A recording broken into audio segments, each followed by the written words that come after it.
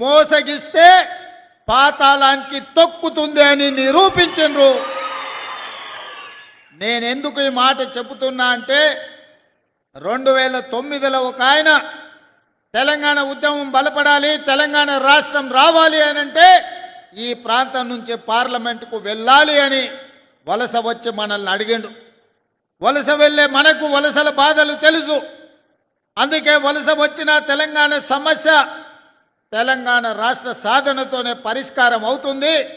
తెలంగాణ రాష్ట్రం వస్తే మా కల్వకుర్తి ఎత్తిపోతల, మా జూరాల, మా నెట్టంపాడు, మా కోయిల్ సాగరు, మా భీమా, మా పాలమూరు రంగారెడ్డి ఎత్తిపోతల పథకాలు పూర్తయితే మా జిల్లాలో లక్షలాది ఎకరాలకు నీరు పారుతుంది, పచ్చని పంటలు పండుతాయి, మా జీవితాలలో వెలుగులు వస్తాయి అని ఆశించి ఆనాడు ఆశీర్వదించినాం.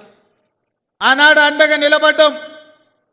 పాలమూరులో ఊరు లేకపోయినా, పార్లమెంటులో నోరు లేవకపోయినా మనం ఆశీర్వదించడంతో 2014లో తెలంగాణ రాష్ట్రాన్ని సాధించి మొట్టమొదటి ముఖ్యమంత్రిగా బాధ్యత చేపట్టిన పెద్దాయన మన జిల్లా ప్రాజెక్టులు ఒక్కటి కూడా పూర్తి చేయలే. ఏనాడో మొదలుపెట్టిన సంగం బండలో పెద్ద బండ అడ్డం వస్తే బండ కొట్టడానికి 12 కోట్ల రూపాయలు కావాలంటే 2 లక్షల కోట్ల రూపాయలు సాగునీటి ప్రాజెక్టులకు ఖర్చు పెట్టిన సంగం